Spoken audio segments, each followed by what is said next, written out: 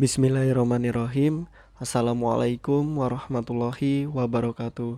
Selamat datang di channel Sahabat Luar Biasa. Channelnya orang-orang luar biasa. Apa kabar teman-teman? Mudah-mudahan sehat selalu dan selalu dalam rahmat dan lindungan Allah Subhanahu wa taala.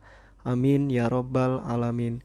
Bagi teman-teman yang baru menemukan channel ini, agar tidak ketinggalan informasi yang insya Allah menarik dan bermanfaat, jika berkenan silahkan like, komen, dan bagikan video ini, serta subscribe dan nyalakan tombol notifikasinya. Syukron jazakumullah khairan. Alhamdulillahillazi bini'matihi tatimus solihat. Segala puji hanya milik Allah yang dengan segala nikmatnya segala kebaikan menjadi sempurna.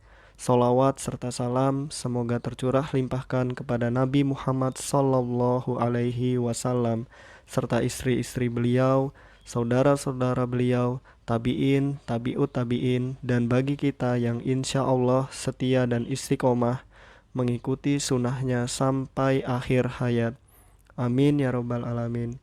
Rabbi syrohli sodri wa yasirli amri wahlul uqdatam min lisani yafqahu qawli.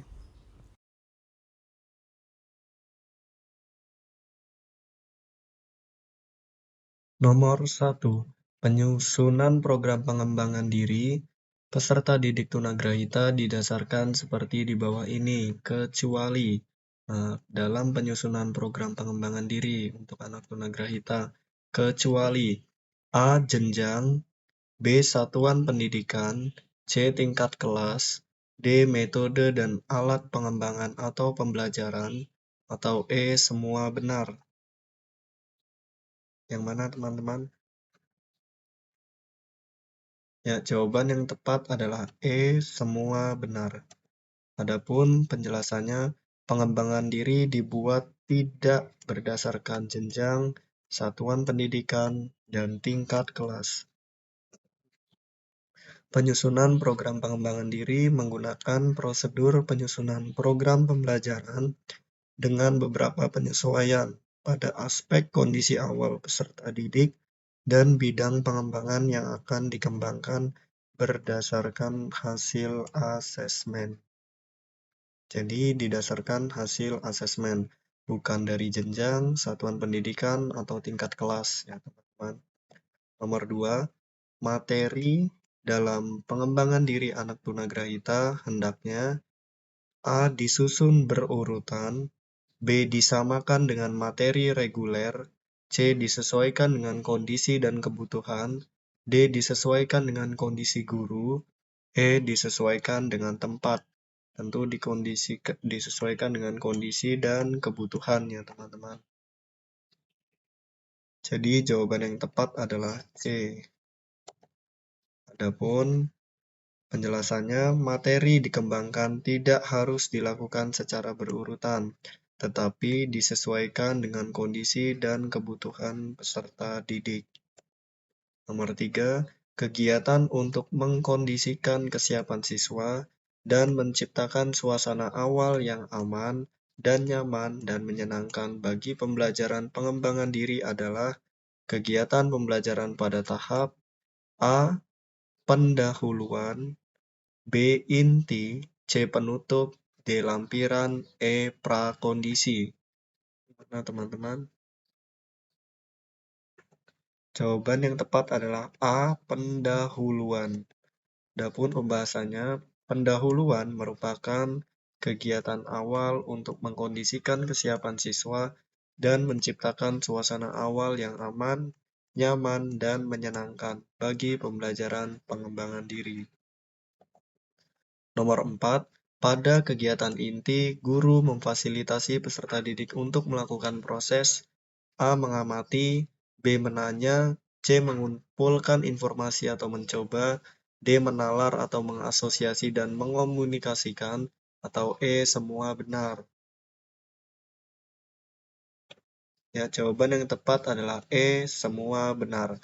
Ini 5M ya teman-teman, mengamati, menanya, mengumpulkan informasi, menalar, dan mengkomunikasikan. Itu pendekatan saintifik kalau nggak salah ya teman-teman. Nah, kegiatan inti menggunakan pendekatan saintifik. Nah, ini pendekatan saintifik yang disesuaikan dengan karakteristik mata pelajaran dan peserta didik. Guru memfasilitasi peserta didik untuk melakukan proses mengamati, menanya, mengumpulkan informasi atau mencoba, menalar, dan mengasosiasi dan mengkomunikasikan. 5M ya teman-teman. Nomor 5, materi yang dikembangkan dalam pengembangan diri peserta didik tunagrahita mengacu pada A. Kompetensi, B. Indikator, C. Kurikulum, D. Kompetensi dan indikator, atau E. Kreativitas guru. Tentu jawaban yang tepat adalah mana teman-teman? Apakah D? Ya, jawaban yang tepat adalah D ya teman-teman. Materi yang dikembangkan tidak harus dilakukan secara berurutan, tetapi disesuaikan dengan kondisi dan kebutuhan peserta didik. Materi yang dikembangkan mengacu pada daftar kompetensi dan indikator. Nomor 6. Kegiatan umpan balik terhadap proses pembelajaran dilakukan guru pada kegiatan A. Pendahuluan, B. Inti, C. Penutup, D. Prakondisi, atau E. Dokumentasi. Jawaban yang tepat adalah C. Penutup. Adapun pembahasannya, kegiatan penutup dimaksudkan untuk melakukan rangkuman atau simpulan pembelajaran, refleksi, dan umpan balik terhadap proses pembelajaran. Nomor 7. Dalam melaksanakan kegiatan pengembangan diri peserta didik, seorang guru hendaknya A. Memberi hukuman bila peserta didik tidak mengikuti kegiatan. B. Memberikan pujian atau hadiah bila peserta didik mengikuti kegiatan. C. Mendokumentasikan kegiatan. D. Melapor ke kepala sekolah. E. Membiarkan peserta didik dalam kegiatan. Nah, tentu mendokumentasikan tidak ya teman-teman, melapor tidak, apalagi membiarkan. Nah, tentu antara hukuman dan pujian, antara reinforcement dan punishment. Nah, reinforcement itu penguatan berupa pujian atau hadiah ya teman-teman, sedangkan punishment itu hukuman.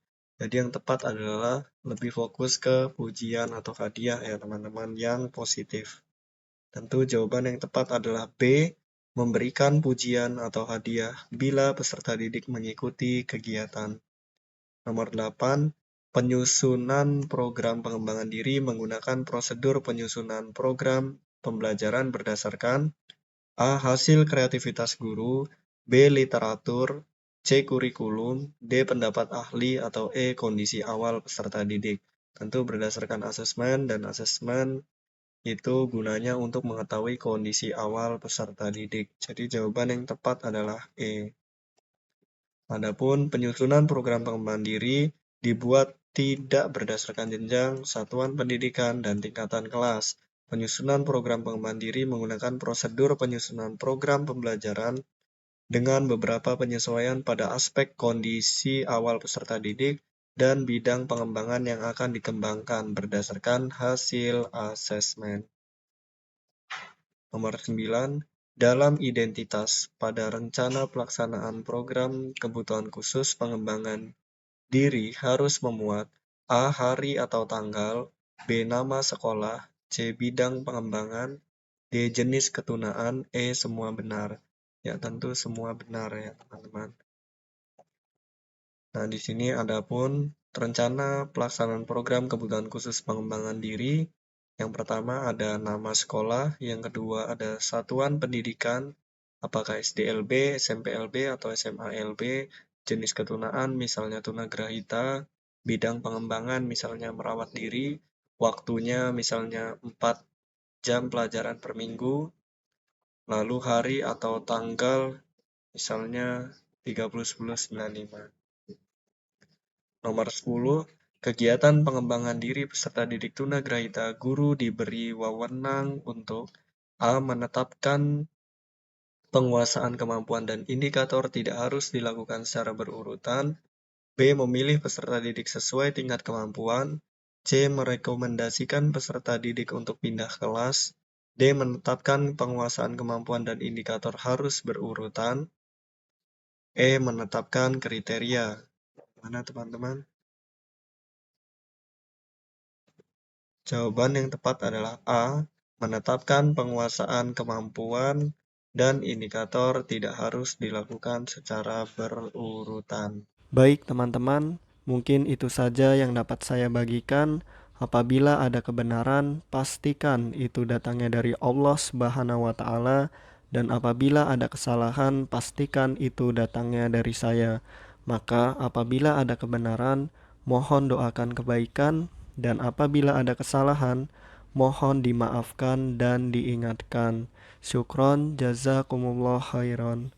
Allahumma inni as'aluka ilman nafi'an wa rizqan thayyiban wa amalan mutaqabbalan.